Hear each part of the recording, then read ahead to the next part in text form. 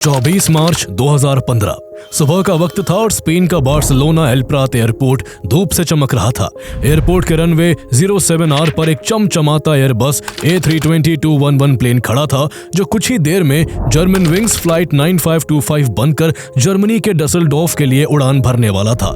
ये करीब 1.5 घंटे का ही सफर होने वाला था और इस प्लेन में कुल 150 लोग सवार थे, जिनमें 144 पैसेंजर्स और 6 क्रू मेंबर्स शामिल थे। पैसेंजर्स में ज्यादातर जर्मन और स्पेनिश सिटीजन्स थे, लेकिन इसमें 16 अन्य देशों के लोग भी शामिल थे।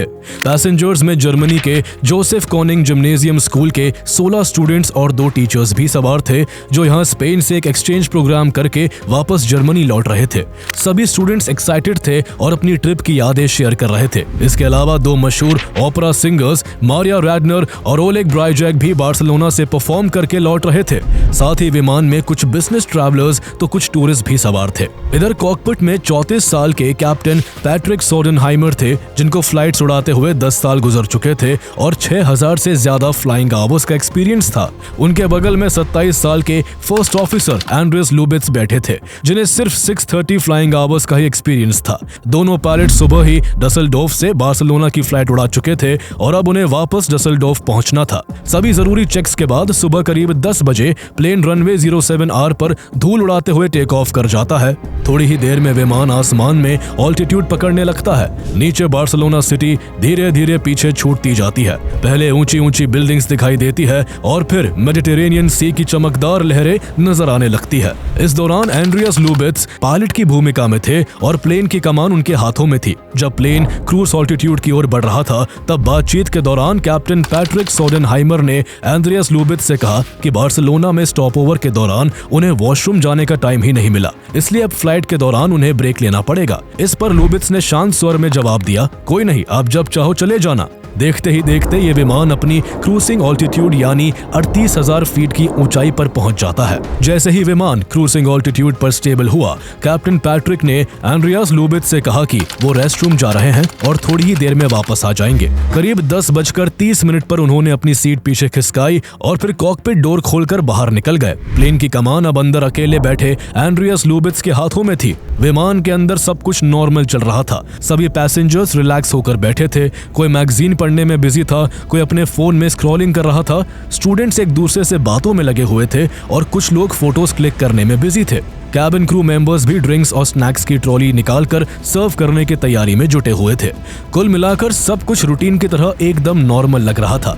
इस वक्त तक किसी को जरा सा भी अंदाजा नहीं था कि कुछ ही मिनटों में ये उड़ान एविएशन हिस्ट्री की सबसे भयानक और दिल दहला देने वाली घटनाओं में से एक बनने वाली है। जब कैप्टन पैट्रिक रेस्टरूम के अंदर थे, तभी उन्हें अचानक एक तेज झटका सा महसूस होता है, लेकिन वो उसे नॉर्मल टर्बुलेंस समझकर नजरअंदाज कर देते हैं। इसके बाद अचानक से प्लेन तेजी से नीचे की ओर बढ़ने लगता है। पैसेंजर्स को ऐसा महसूस होता है कि जैसे विमान को कोई तेजी के साथ नीचे खींच रहा हो। उनको ये बात समझ नहीं आ रही थी कि लैंडिंग में अभी काफी टाइम बाकी है, फिर विमान इतनी जल्दी नीचे कैसे जा रहा है। कुछ ही पलों में विमान के अंदर हलचल तेज हो जाती है। कुछ लोग डर जाते हैं तो कुछ हैरान परेशान होकर खिड़कियों से नीचे झांकने लगते हैं। इसी बीच जब कैप्टन पैट्रिक रेस्टरूम से वापस लौटते हैं तो विमान काफी ज्यादा हिल रहा था।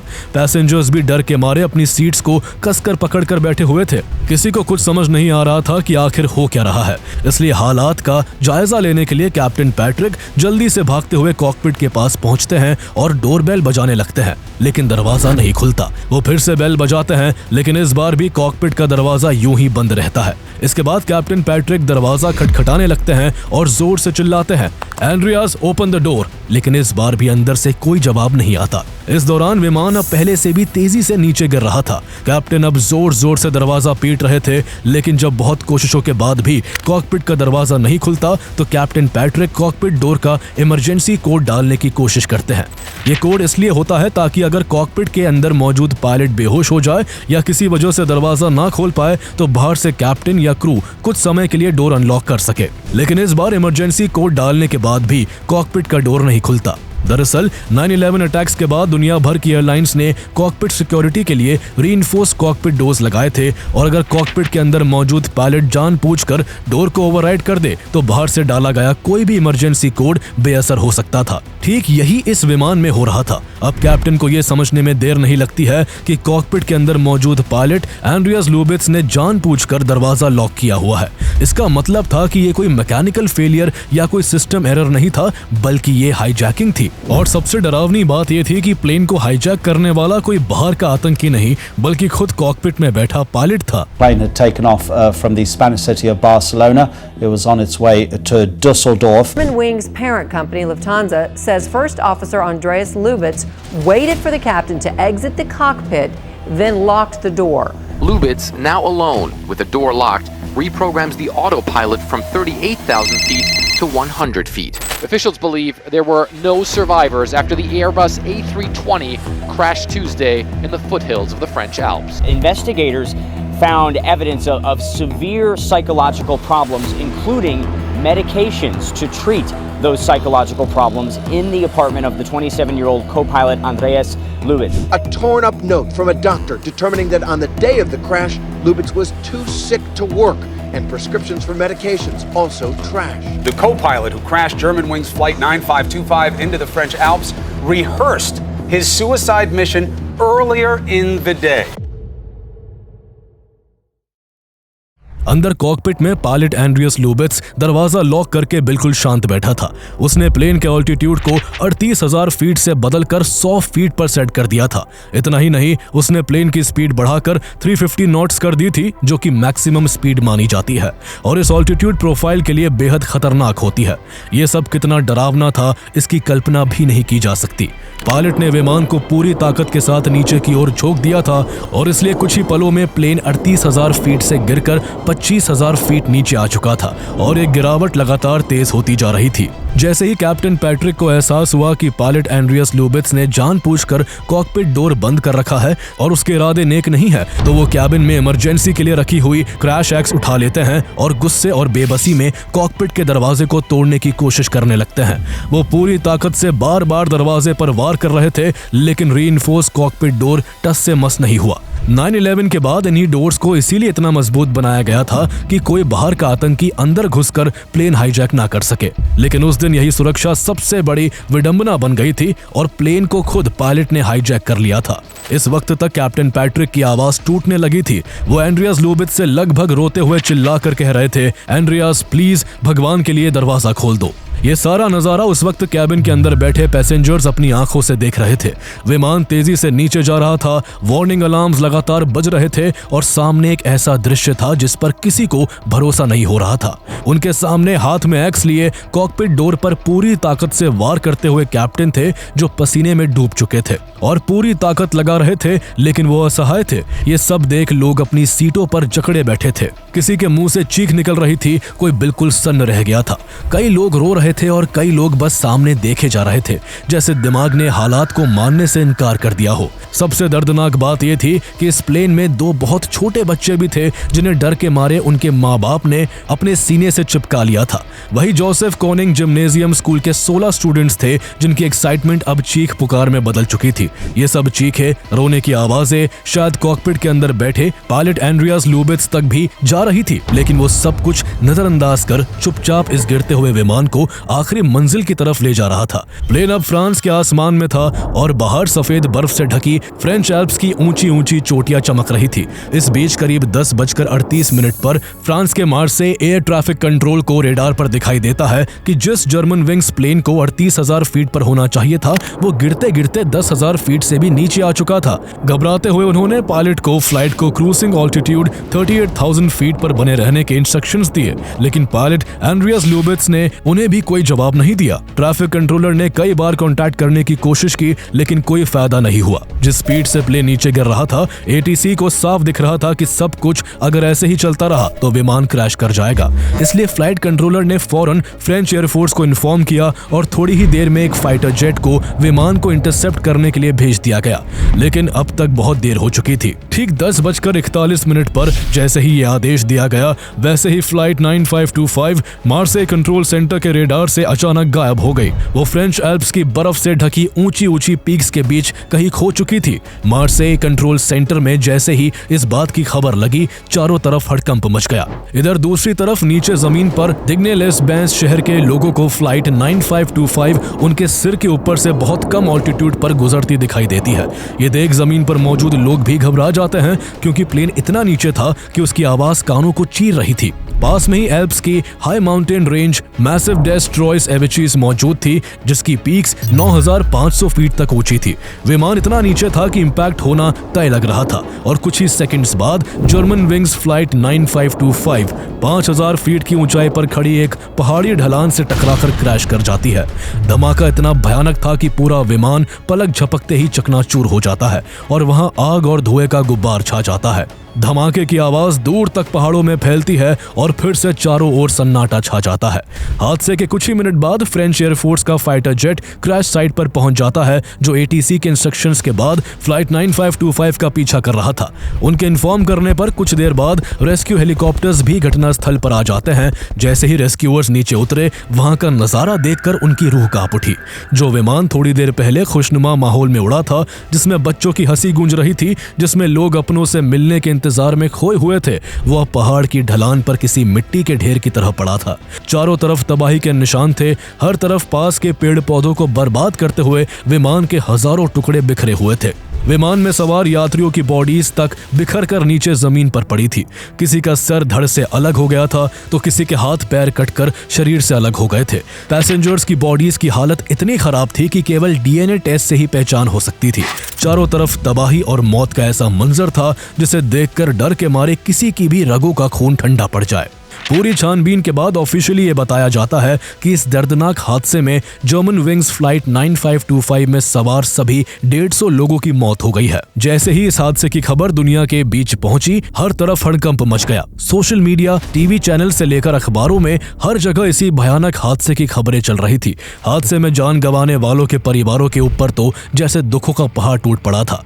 किसी को भी ये समझ नहीं आ रहा था कि जर्मन विंग्स जैसी रेपुटेशन वाली एयरलाइंस के साथ ऐसा क्या गलत हुआ जिससे इतना बड़ा क्रैश हो गया। इसका जवाब अब सिर्फ प्लेन के ब्लैक बॉक्स से ही मिल सकता था, जो हादसे के बाद इन्वेस्टिगेटर्स को मिल गया था। जब इन्वेस्टिगेटर्स ने पहली बार कॉकपिट वॉइस रिकॉर्डर की रिकॉर्डिंग सुनी, तो कमरे में सन्नाटा छा गया। किसी को भी अपने कानों पर यकीन नहीं हो रहा था। हादसे के पीछे एक ऐसा कारण था जिसके बारे में वो किसी बुरे सपने में भी नहीं सोच सकते थे। रिकॉर्डिंग में फ्लाइट के क्रूजिंग ऑल्टीट्यूड तक पहुंचने से पहले कैप्टन सोंडेनहाइमर और फर्स्ट ऑफिसर लुबिट्ज के बीच नॉर्मल कॉन्वर्सेशन की आवाजें आ रही थी। लेकिन जैसे जैसे रिकॉर्डिंग आगे बढ़ी, माहौल बदलने लगा। रिकॉर्डिंग में सुनाई देता है कि प्लेन के आधे घंटे उड़ान भरने के बाद जब कैप्टन पैट्रिक सोंडेनहाइमर रेस्टरूम गए थे, तो जाने से पहले उन्होंने एंड्रियास लुबिट्ज से रूटीन तौर पर कहा था कि डिसेंट ब्रीफिंग की तैयारी कर लो।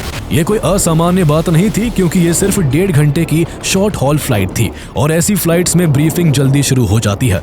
लेकिन इस पर तब लुबिट्ज ने एक अजीब सा जवाब दिया था, होपफुली वील सी। उस वक्त कैप्टन पैट्रिक को जरा भी अंदाजा नहीं था कि लुबिट्ज के ये शब्द कितने डरावने साबित होने वाले हैं। इसके बाद रिकॉर्डिंग में कैप्टन की सीट पीछे खिसकने और फिर कॉकपिट डोर के बंद होने की आवाज सुनाई दी। इसके बाद फ्लाइट डेटा रिकॉर्डर से पता चला कि कैप्टन के कॉकपिट छोड़ने के सिर्फ 19 सेकंड्स बाद एंड्रियास लुबिट्ज ने ऑटो पायलट के ऑल्टीट्यूड सेलेक्टर नॉब को घुमाकर टारगेट ऑल्टीट्यूड 100 फीट पर सेट कर दिया था। उसी पल प्लेन ने करीब 3000 फीट पर मिनट की रफ्तार से नीचे की ओर गिरना शुरू कर दिया था। कुछ देर बाद सीवीआर में कॉकपिट डोर पर नॉकिंग की आवाज आती है और फिर एक्स से जोर जोर से वार करने की आवाजें सुनाई देती है। लेकिन कॉकपिट के अंदर बैठा लुबिट्ज पूरी तरह खामोश था। उसने इमरजेंसी एक्सेस कोड को भी ओवरराइड कर दिया था ताकि बाहर से कोई अंदर ना आ सके, और उसने एटीसी के बार बार किए जा रहे कॉल्स का भी कोई जवाब नहीं दिया। कॉकपिट के अंदर सिर्फ उसकी सांसों की आवाज सुनाई दे रही थी, और सबसे ज्यादा डराने वाली बात ये कि उसकी सांसें पूरी तरह काम एंड कंट्रोल थी। शुरुआत में कुछ इन्वेस्टिगेटर्स को यह भी लगा कि शायद लुबित्स बेहोश हो गया होगा या सो गया होगा, लेकिन सीवीआर ने इस पॉसिबिलिटी को भी खत्म कर दिया। डिसेंट शुरू होने के 43 सेकंड बाद रिकॉर्डिंग में लुबित्स की चेयर एडजस्ट करने की आवाज आ रही थी और इसके 100 सेकंड्स बाद वो ऑटो पायलट के एयर स्पीड कंट्रोल से छेड़छाड़ कर रहा था। पहले उसने स्पीड को 273 नॉट से बढ़ाकर 308 नॉट्स किया, फिर थोड़ी देर बाद इसे घटाकर 288 नॉट्स किया और फिर उसने स्पीड को 302 नॉट्स, फिर 323 नॉट्स और आखिर में 350 नॉट्स कर दिया। कॉकपिट में जब उसके सिवा कोई मौजूद नहीं था, फिर ये सब उसके अलावा और कौन कर सकता था। यानी साफ था कि यह हादसा किसी टेक्निकल फेलियर या हाइपोक्सिया की वजह से नहीं हुआ था, बल्कि एंड्रियास लुबित्स ने जानबूझकर 149 मासूम लोगों को अपने साथ मौत के घाट उतार दिया था। लेकिन उसने ऐसा क्यों किया, ये सबसे बड़ा सवाल था। क्यों उसने अपने चमकते हुए करियर के बीच में इस तरह का कदम उठाया और क्यों उसने 149 हंसते खेलते बेकसूर लोगों की जान ले ली। इन्हीं सवालों के जवाब तलाशने के लिए जब उसका इतिहास खंगाला गया तो उसका पास्ट इतना भयानक निकला जिसने सबको हिलाकर रख दिया। एंड्रियास लुबित्स का जन्म 18 दिसंबर 1987 को बावेरिया के न्यूबर्ग एन डेर डोनाउ शहर में हुआ था, लेकिन बाद में उसके पेरेंट्स जर्मनी के मोंटाबोर शहर शिफ्ट हो गए थे। उसके फादर गंटर लुबित्स एक बैंकर थे और उसकी माँ उर्सुला एक पियानो टीचर थी। एंड्रियास लुबित्स एक शांत स्वभाव का बच्चा था जिसके चेहरे पर हमेशा स्माइल नजर आती थी। बचपन से ही उसे पायलट बनने का जुनून था। वो इसको लेकर इतना ज्यादा पैशनेट था कि उसने अपने बेडरूम की दीवारों को एयरबस, बोइंग और लुफ्थांसा के पोस्टर से सजा रखा था। इसके साथ ही वो छोटी सी उम्र से ही ग्लाइडर उड़ाने में भी एक्सपर्ट हो गया था। जब वो हाई स्कूल में था तब एक बार उसने अपने ईयरबुक के लास्ट पेज पर लुफ्थांसा का एक एडवर्टीजमेंट देखा जिसमें स्टूडेंट्स के लुफ्थांसा के साथ जुड़ने के मौके के बारे में लिखा हुआ था। एंड्रियास बचपन से ही डिसिप्लिन्ड स्टूडेंट था और अपनी 2007 की ग्रेजुएटिंग क्लास में मोस्ट ऑर्गेनाइज्ड स्टूडेंट्स में तीसरे नंबर पर आया था। जब उसे लगा कि लुफ्थांसा के साथ जुड़कर उसका बचपन का सपना हकीकत बन सकता है तो उसने हाई स्कूल खत्म होते ही कंपनी की फ्लाइट एकेडमी में शामिल होने के लिए एप्लीकेशन फॉर्म भर दिया। इसके लिए कंपनी के पास 6530 एप्लीकेंट्स के फॉर्म्स पहुंचे, लेकिन किस्मत ने भी लुबित्स का साथ दिया और 384 सिलेक्टेड कैंडिडेट्स में उसका भी नाम आ गया। उसकी खुशी का ठिकाना नहीं रहा और उसके साथ उसके पेरेंट्स भी काफी खुश थे कि आखिरकार उसका सपना साकार होने जा रहा था। सितंबर 2008 में एंड्रियास ने नॉर्थ जर्मनी के ब्रेमेन में स्थित Lufthansa flight training pilot school में अपना सफर शुरू कर दिया। वो काफी मेहनत कर रहा था, सब कुछ अच्छे से सीख रहा था, लेकिन तभी नवंबर 2008 में उसकी जिंदगी में एक बड़ा टर्निंग पॉइंट आया। ट्रेनिंग प्रोग्राम शुरू हुए करीब 2 महीने ही गुजरे थे कि वो अचानक ट्रेनिंग बीच में छोड़कर घर लौट आया। उसके पेरेंट्स काफी ज्यादा परेशान थे कि आखिर उसको हुआ क्या है, क्योंकि बीते कुछ महीनों से वो अजीब सा बर्ताव करने लगा था। वो उसे मोंटाबोर के एक साइकियाट्रिस्ट के पास ले गए। साइकियाट्रिस्ट ने जब उसकी स्थिति का डायग्नोसिस किया तो उन्हें समझ आया कि लुबित्स को सीवियर डिप्रेशन एपिसोड हो रहे थे, जिसके चलते कई बार उसे आत्महत्या के ख्याल भी आते थे। इसके बाद उसका साइकोथेरेपी इलाज शुरू हुआ। उसने साइकियाट्रिस्ट की देखरेख में कई महीने बिताए और उसे पावरफुल एंटी डिप्रेसेंट मेडिसिन दी जाने लगी। इसके बाद अप्रैल 2009 में लुबित्स ने अपने मेडिकल सर्टिफिकेशन के एनुअल रिन्यूअल के लिए अप्लाई किया, जो प्लेन उड़ाने के लिए जरूरी था, लेकिन लुफ्थांसा के एरो मेडिकल सेंटर के डॉक्टर्स ने उसकी एप्लीकेशन को रिजेक्ट कर दिया क्योंकि वो अब भी मेजर डिप्रेशन से जूझ रहा था, जिसकी वजह से उसकी दवाएं चल रही थी। यूरोपियन और जर्मन लॉ के तहत ऐसा कोई भी कैंडिडेट जो मेंटली अनफिट हो वो विमान नहीं उड़ा सकता है। ऐसे में अपने साइकियाट्रिस्ट की मदद से उसने जुलाई 2009 तक अपना ट्रीटमेंट खत्म करवा लिया और साइकियाट्रिस्ट ने जर्मन एविएशन अथॉरिटीज को एक लेटर ऑफ रिकमेंडेशन भी लिखा कि लुबित्स अब पूरी तरह से मेंटली फिट है। साइकियाट्रिस्ट ने ये कह तो दिया था, लेकिन सच्चाई ये थी कि लुबित्स अब भी रेगुलरली हेवी मेडिसिन्स ले रहा था। इसके बाद लुफ्थांसा एरोमेडिकल सेंटर ने लुबित्स को एक नया मेडिकल सर्टिफिकेट देकर ट्रेनिंग में दोबारा शामिल तो कर लिया, लेकिन उसके स्टूडेंट पायलट लाइसेंस में स्पेसिफिक रेगुलर एग्जामिनेशन का नोटेशन भी जोड़ दिया, जिसके चलते उसे ट्रेनिंग के दौरान रेगुलर चेकअप करवाना था। ये निशान लुबित्स के रिकॉर्ड्स पर परमानेंटली रहने वाला था। इस नोटेशन के हिसाब से अगर वो आगे कोई साइकियाट्रिक ट्रीटमेंट या दवाएं लेता तो उसका करियर भी खत्म हो सकता था। पहले से डिप्रेशन से जूझ रहे लुबित्स के लिए ये एक बड़ा झटका था। उसका बचपन का सपना अब उसकी मेंटल हेल्थ की वजह से एक झटके में ही टूट सकता था। इतना सब होने के बावजूद भी उसने मेडिकल लिमिटेशन के साथ अपनी ट्रेनिंग जारी रखी और कुछ ही टाइम बाद वो ट्रेनिंग के नेक्स्ट फेज में पहुंच गया, जहां उसको अब असली लाइट एयरक्राफ्ट में फ्लाइट ट्रेनिंग करनी थी। ये ट्रेनिंग यूएस के एरिजोना राज्य में स्थित एक फैसिलिटी में होती थी, लेकिन उसको वहां ट्रेनिंग शुरू करने से पहले यूएस मेडिकल सर्टिफिकेट के लिए अपनी medical information federal aviation administration FAA को जमा करनी थी। लेकिन करियर के खत्म होने का डर उसके ऊपर इतना हावी था कि उसने फॉर्म में अपनी मेंटल इलनेस की हिस्ट्री को डिस्क्लोज ही नहीं किया। लेकिन कुछ समय बाद ही उसका ये झूठ पकड़ लिया गया। FAA चाहता तो एप्लीकेशन पर झूठ बोलने के कारण उसे जेल भी भेज सकता था या उसे हमेशा के लिए उड़ान भरने से बैन किया जा सकता था। लेकिन हैरान करने वाली बात यह थी कि लुबित्स की किस्मत कहे या अथॉरिटीज की लापरवाही, उसे बस इतना कहा गया कि अगर वो अपनी बीमारी से जुड़ी हुई डिटेल्ड करंट स्टेटस रिपोर्ट दे सकता है तो उसको मेडिकल सर्टिफिकेट मिल जाएगा। साफ शब्दों में कहे तो लुबित्स को इतना बड़ा झूठ बोलने के बावजूद भी दूसरा मौका दे दिया गया था। इसके बाद उसने अपनी मेंटल हेल्थ रिपोर्ट्स को सबमिट कर दिया और कुछ समय बाद ही उसे US मेडिकल सर्टिफिकेट मिल गया। इसके बाद उसने अपनी ट्रेनिंग कंप्लीट की, फिर कुछ समय लुफ्तांसा के फ्लाइट अटेंडेंट के रूप में काम किया और फिर 2014 में उसने लुफ्तांसा की subsidiary airlines company German wings के लिए A320 फर्स्ट ऑफिसर के रूप में फ्लाइट्स उड़ाना शुरू कर दिया। इस तरह तमाम मुश्किलों के बाद ही सही उसने अपने सपने को साकार कर लिया था। अब उसकी लाइफ में एकदम से जैसे सब कुछ ठीक होने लगा था। उसने डसेल्डोर्फ में एक आलीशान अपार्टमेंट लिया जहां वो अपनी गर्लफ्रेंड कैथरीन गोल्डबैक के साथ रहने लगा। एक बार उसने अपनी गर्लफ्रेंड से कहा था कि एक दिन मैं कुछ ऐसा करूंगा कि दुनिया मुझे याद रखेगी। उसने शब्द चाहे किसी भी वजह से बोले हो, लेकिन अनफॉर्चुनेटली ये आगे चलकर सही साबित होने वाले थे।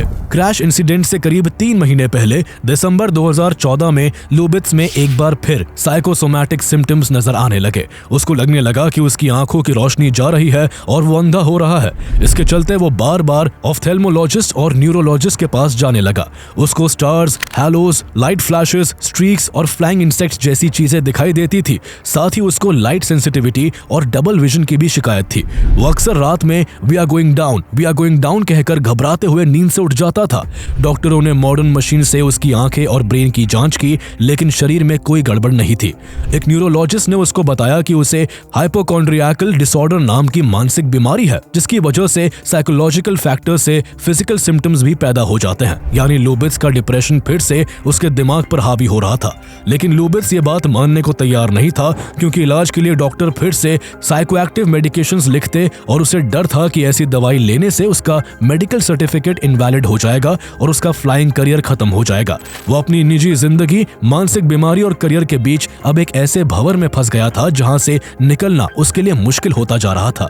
इस बीच उसकी मां एक बार फिर से मोंटाबोर के उसी साइकियाट्रिस्ट के पास लेकर गई जिसने 2009 में उसका इलाज किया था। यहाँ पर भी साइकियाट्रिस्ट ने उसे इलाज कराने की सलाह दी। इस बार वो मान गया और उसने एक बार फिर से मेटाजापिन और लोराजेपम जैसी पावरफुल एंटी डिप्रेसेंट मेडिसिन लेना शुरू कर दिया। साइकियाट्रिस्ट और डॉक्टर्स ने उसे कुछ दिन काम ना करने की सख्त हिदायत दी थी, लेकिन फिर भी वो लगातार फ्लाइट्स उड़ाता रहा। वो अपने साथी पायलट्स से नॉर्मल बिहेव करता, जिससे उसकी इस बीमारी का किसी को पता नहीं चल सका। मार्च 2015 आते आते उसकी मानसिक बीमारी उसके ऊपर इस कदर हावी हो चुकी थी कि वो इंटरनेट पर खुद की जान लेने के सबसे इफेक्टिव मेथड्स को सर्च करने लगा। इसके बाद क्रैश से सिर्फ 4 दिन पहले उसने 20 मार्च 2015 को इंटरनेट पर यह सर्च किया कि कैसे एयरबस A320 के रीइंफोर्स्ड डोर को इस तरह लॉक किया जाए कि कोई भी उसे बाहर से खोल ना पाए। इसके 2 दिन बाद उसने एक नोटबुक के फटे हुए कागज पर डिसीजन संडे लिखा और उसके नीचे फ्लाइट कोड BCN यानी बार्सिलोना लिखा। इस हेडिंग के नीचे उसने कुछ कोट्स लिखे, find inner will to work and continue to live, deal with stress and sleeplessness, और आखिर में लिखा था लेट माई सेल्फ गो। शायद यही वो रात थी जब उसने डिसाइड कर लिया था कि उसको अब क्या करना है। इसके बाद क्रैश से सिर्फ 1 दिन पहले 23 मार्च को उसने डसेल्डोर्फ और बर्लिन के बीच राउंड ट्रिप फ्लाइट उड़ाई और फिर काम से लौटकर रात में वो अपनी गर्लफ्रेंड कैथरीन के साथ ग्रोसरी शॉपिंग करने गया, जहां उन लोगों ने हफ्ते भर का सामान खरीदा। अगली सुबह 24 मार्च को लुबित्स अपनी ऑडी से डसेल्डोर्फ एयरपोर्ट पहुंचा और सुबह 7 बजे डसेल्डोर्फ से बार्सिलोना जाने वाली आउटबाउंड फ्लाइट के लिए कॉकपिट में जाकर बैठ गया। इस फ्लाइट के ब्लैक बॉक्स के मुताबिक उस दिन जब कैप्टन सोंडेनहाइमर थोड़ी देर के लिए कॉकपिट से बाहर गए थे, तब लुबित्स ने कुछ पलों के लिए ऑटो पायलट को 100 फीट पर सेट किया था। यहाँ वो अपने फाइनल प्लान को एग्जीक्यूट करने के लिए एक तरह से टेस्ट कर रहा था, लेकिन इससे पहले कि कोई एयर ट्रैफिक कंट्रोलर इसे नोटिस करता, उसने इसे वापस बदलकर नॉर्मल कर दिया। लेकिन उसी दिन जब फ्लाइट वापस बार्सिलोना से डसेल्डोर्फ जा रही थी, तो उसने प्लान को एग्जीक्यूट करने की ठान ली। जैसे ही क्रूजिंग ऑल्टीट्यूड अचीव करने के बाद कैप्टन सोंडेनहाइमर रेस्टरूम की तरफ गए, लुबित्स ने फौरन दरवाजे को लॉक कर दिया और चुपचाप फ्लाइट कंट्रोल्स को अपने हाथों में लेकर बैठ गया। इसने ऑल्टीट्यूड 100 फीट और स्पीड 350 नॉट्स कर दी, जिसके कुछ ही मिनट बाद विमान जाकर सीधे फ्रेंच एल्प्स की ऊंची पहाड़ियों से जा टकराया और उसके साथ 149 मासूम लोगों की भी जिंदगी खत्म हो गई। इस हादसे के बाद दुनिया भर में एविएशन सेफ्टी को लेकर सवाल उठने लगे। इससे पहले दुनिया ने देखा था कि कैसे आतंकी विमानों को हाईजैक करते हैं। इसको लेकर कई सुधार भी किए गए थे, जिससे विमानों को हाईजैक करना किसी के लिए भी बेहद मुश्किल हो गया था। लेकिन यहाँ तो विमान को पायलट ने ही हाईजैक करके क्रैश करवा दिया था, इसलिए सवाल बेहद गंभीर थे। इन्वेस्टिगेशन में सामने आया कि सबसे बड़ी लापरवाही मेडिकल प्राइवेसी लॉज और लुफ्थांसा के रिपोर्टिंग सिस्टम में थी। जर्मनी के सख्त कानूनों के कारण डॉक्टरों ने लुबित्स की मेजर डिप्रेशन, साइकोसोमैटिक सिम्टम्स और आत्मघात की टेंडेंसीज की सही जानकारी एयरलाइंस को कभी दी ही नहीं। वो बार बार लुबित्स का इलाज करते और लुबित्स अपने सिक नोट्स को फाड़कर छिपाता रहा। इसके अलावा लुफ्थांसा और FAA ने लुबित्स के पुराने मेंटल हेल्थ हिस्ट्री और उसके द्वारा एप्लीकेशन फॉर्म्स पर बोले गए झूठ को गंभीरता से नहीं लिया था, जो एक बड़ी चूक साबित हुई। इस हादसे के बाद पायलटों की मेडिकल एग्जामिनेशन में साइकोलॉजिकल स्क्रीनिंग को बेहद सख्त बना दिया गया। अब पायलटों की मानसिक स्थिति की नियमित जांच होती है और डॉक्टरों के लिए ये मैंडेटरी कर दिया गया है कि यदि कोई पायलट मानसिक बीमारी से जूझ रहा है तो वो पब्लिक सेफ्टी के लिए खतरा बन सकता है। इसलिए वो मेडिकल कॉन्फिडेंशियलिटी को दरकिनार करके ऐसे किसी भी पायलट की जानकारी सीधे एविएशन अथॉरिटीज को दे। इसके अलावा दूसरे बड़े सुधार के रूप में कॉकपिट में 2 पर्सन रूल को इम्प्लीमेंट किया गया, जिसके तहत अब कॉकपिट में कभी भी एक पायलट अकेला नहीं रह सकता है। अगर एक पायलट को रेस्टरूम जाना है तो एक कैबिन क्रू मेंबर को अंदर आना मैंडेटरी है। इसके साथ ही European Union Aviation Safety Agency ने अगला सुधार पायलट्स के लिए पीर सपोर्ट प्रोग्राम्स की शुरुआत करके किया, ताकि मानसिक तनाव से जूझ रहे पायलट बिना अपनी नौकरी खोने के डर के मदद मांग सके। हादसे के बाद लुफ्थांसा ने विक्टिम्स के परिवारों को मॉनेटरी कॉम्पेंसेशन दिया और क्रैश साइट के थोड़ा नजदीक फ्रांस के ले वर्नेट में जान गंवाने वाले सभी लोगों की याद में एक मेमोरियल बनवाया। कैप्टन पैट्रिक सोंडेनहाइमर की पत्नी अनिका ने भी अपने दर्द को किसी और के सहारे में बदलने का फैसला लिया। उन्होंने अपने पति की याद में एक चैरिटी शुरू की, जिसका मकसद उन बच्चों और टीनेजर्स की मदद करना था जो अपनी जिंदगी में ग्रीफ और ट्रॉमा से जूझ रहे होते हैं। अगर आपको एविएशन डिजास्टर्स की ये कहानी झकझोर देने वाली लगी तो आपको इथियोपियन फ्लाइट 961 की हाईजैकिंग स्टोरी भी हिला कर रख देगी। कैसे 3 हाईजैकर्स इस प्लेन को हाईजैक कर लेते हैं और प्लेन में 2 घंटे का फ्यूल होने के बावजूद उसे 10,000 किलोमीटर दूर ऑस्ट्रेलिया ले जाने की डिमांड करते हैं। आगे क्या होता है ये जानने के लिए आप इस पर हमारी वीडियो देख सकते हैं, जिसका लिंक इस वीडियो के डिस्क्रिप्शन में मिल जाएगा।